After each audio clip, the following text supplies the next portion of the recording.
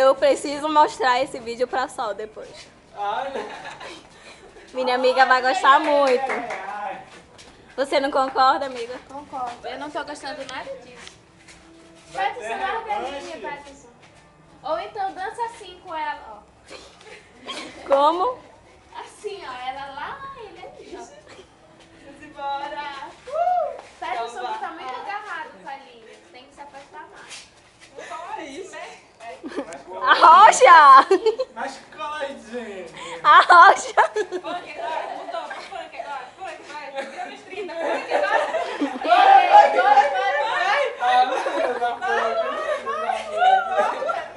Vai, Peterson, agora. A Aline é profissional, né?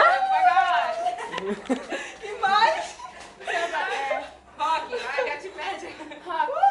Ei, solta o cabelo. Sai, gente, como que não te pega. Isso. Corta, vê? Essa é a nossa amiga Aline. Tá cansada, né? Deus sabe. Agora que ela aparece. Beleza, vai. Gente, um funk. Ele lá. Vai, que a Aline vai dançar agora. Agora eu sou solteira e ninguém vai me seguir.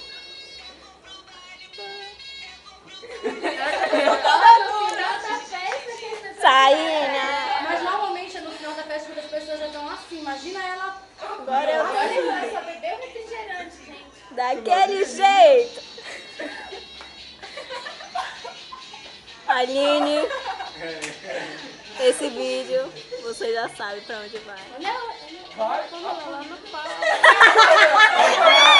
A Pamela tava no queijo! Tava no... O que você acha da Pamela no queijo? Super 10, cara. Extazinha se revelando aqui. Vai, Pamela, para o queijo. Lá é seu lugar. Vamos, eu não esperava isso.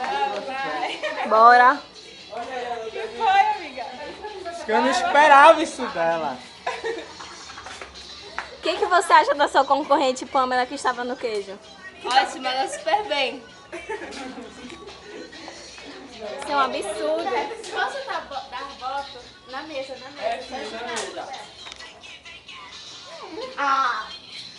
O meu voto para você é nota 7,5. Você deveria ter desenvolvido mais técnicas no queijo. Você ficou muito parado. Não, peraí. Merece bis, né? Eu acho que o time jogou bem, mas na próxima precisa se esforçar. Vai se esforçar. Lógico,